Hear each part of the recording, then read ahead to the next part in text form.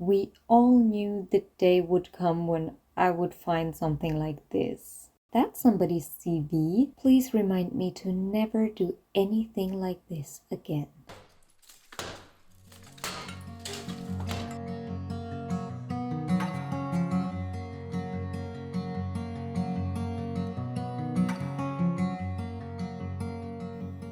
Hi everyone, this is Liz. I'm renovating an 18th century timber frame cottage. The renovation is progressing and currently it mainly takes the shape of destruction.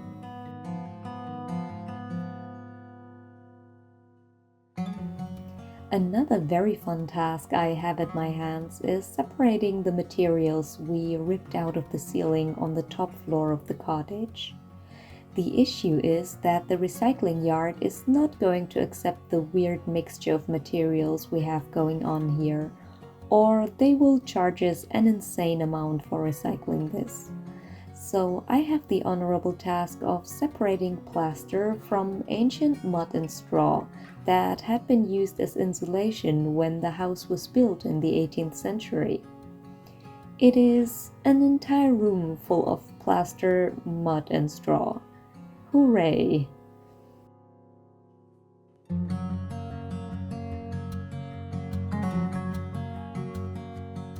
When I got too bored out of my skull, I decided to clear out the attic instead. This small ladder is currently the only way up into the attic. Some things were easier to get down than others. Some things are never going to fit through this hatch in the ceiling. Which leads me to the question how they got up there in the first place. So with some of them I will have to wait until we have removed the ceiling entirely to get them down.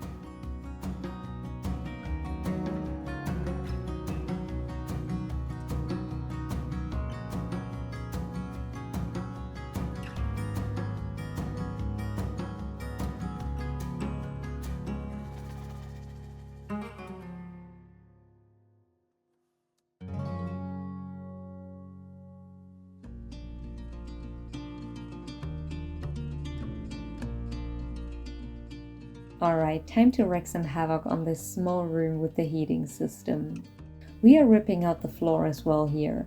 Only the heating system itself will stay on some kind of pedestal, while the rest will either have the original wooden floor or it will get tiles.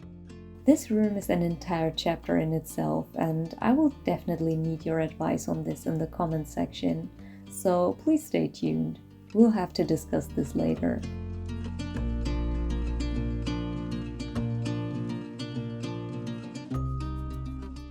For now, I would like to show you some of the random things we found underneath the floorboards. The Hunchback of Notre Dame, The Search for Esmeralda.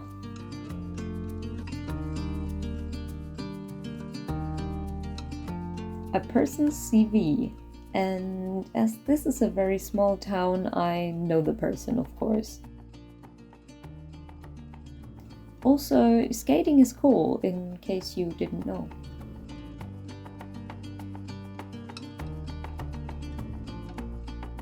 Our last to-do of the day was to remove this ancient pipe in the bathroom. Every time I think we can't rip out even more of this bathroom, we rip out more.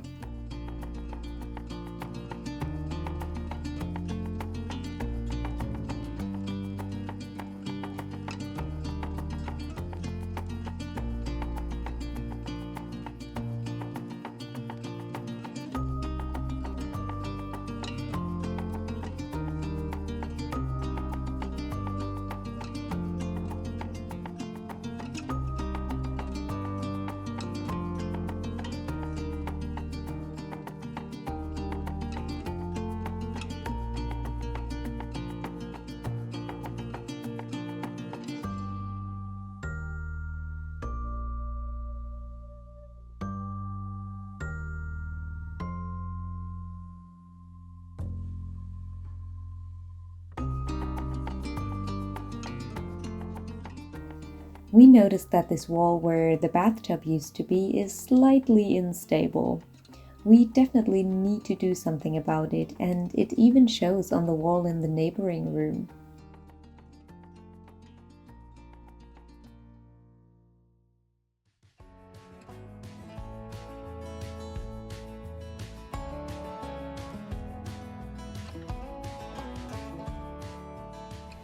See that crack here?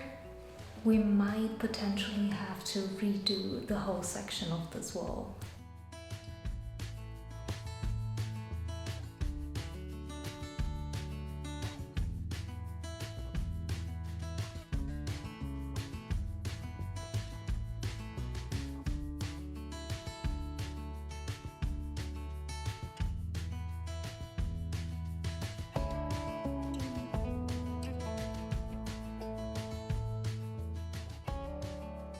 Alrighty, it's a brand new day and we are having a public holiday here. It's Father's Day, so the boys have a day off and I'm, making this holiday feel special.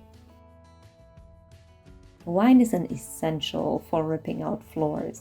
Never rip out floors without wine. So these were the last remaining floor coverings on the first floor and they were held in place by nails.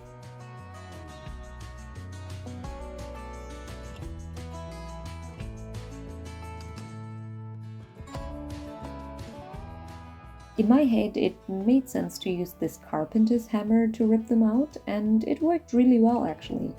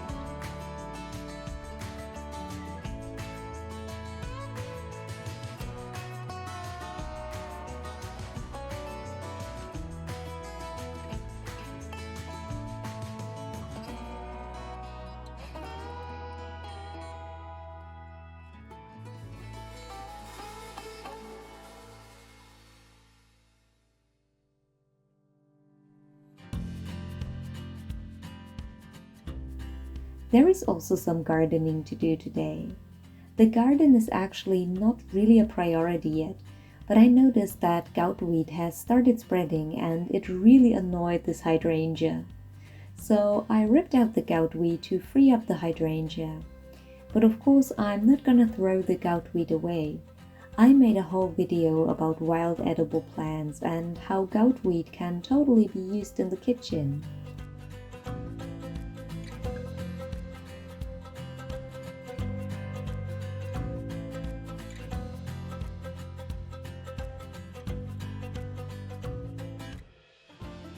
Now with this done, let's take a closer look at the small room with the heating system upstairs.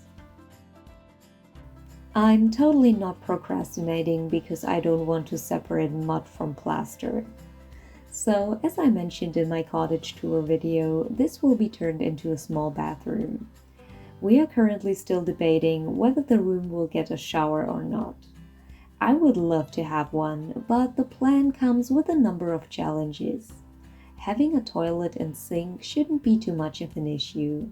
But if we add a shower, the window would be in the shower, which would not be good for the window in the long run.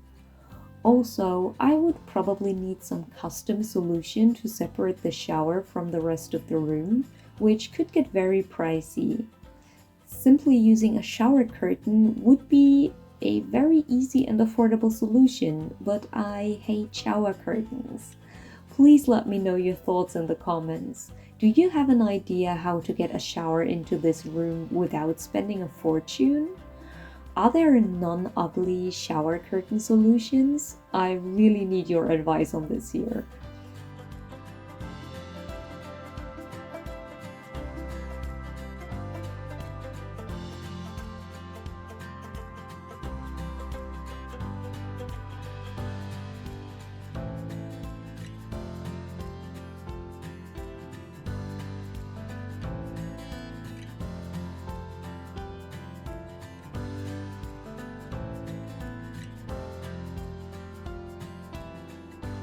Also, more fun things we found in here. More wasp nests.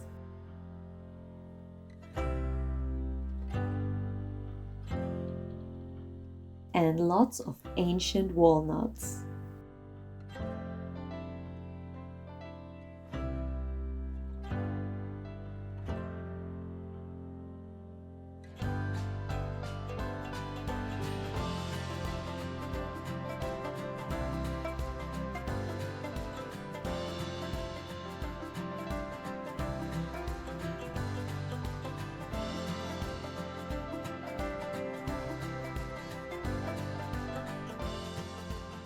Alright, there is no way around my favorite task in the mud and plaster room.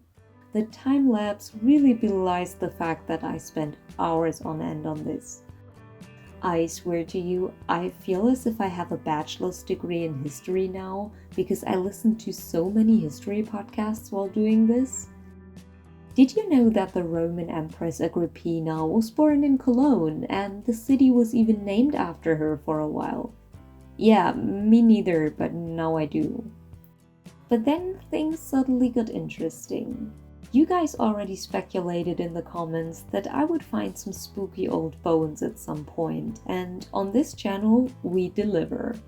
Amidst the mud and plaster, I found this 18th century bone. Can anyone tell me which animal this is from? Please comment if you know. However, no matter which animal this is from, there is no real reason for it to be here. This house was never a farm, it was a bowling alley, so how does this bone get here? And is there an entire skeleton it belongs to somewhere on my top floor?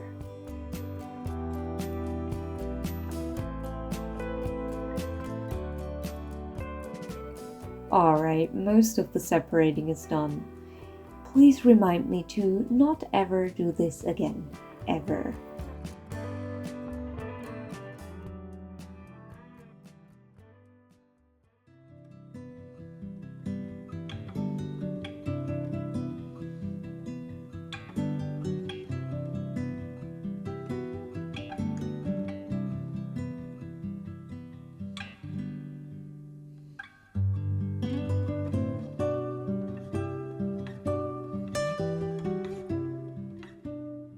Next week, I'll take you with me to get some inspiration for cottage furniture and decoration. I know I'm getting way ahead of myself, but I couldn't resist going to a beautiful local market to have a look at all the cute things I might want for the cottage. What would be your favorite room to furnish? Let me know in the comments. Thank you so much for joining me, and I'll see you next week.